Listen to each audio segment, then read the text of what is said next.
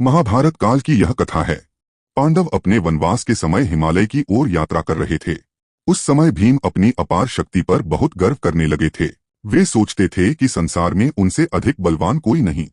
पवन देव यह देखकर चिंतित हुए और अपने ही पुत्र हनुमान जी को भीम का अहंकार दूर करने के लिए भेजा। एक दिन मार्ग में भीम ने देखा कि रास्ते में एक विशाल वानर लेटा हुआ है और उसकी पूंछ पूरे मार्ग को घेरे हुए है। भीम ने गर्व से कहा, वानर, अपनी पूंछ हटा लो, मुझे आगे जाना है। हनुमान जी ने बहुत विनम्रता से उत्तर दिया, हे वीर, मैं वृद्ध और दुर्बल हूँ, स्वयं पूंछ नहीं हटा सकता।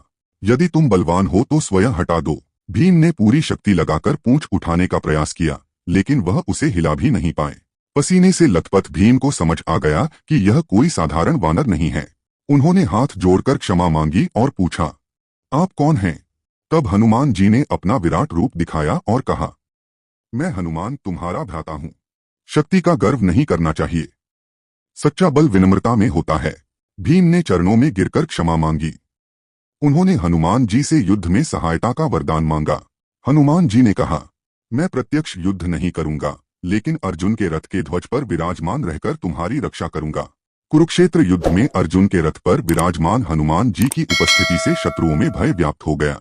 जब अर्जुन का रथ युद्ध के अंत में सुरक्षित रहा, तब ज्ञात हुआ कि यह हनुमान जी की ही कृपा थी।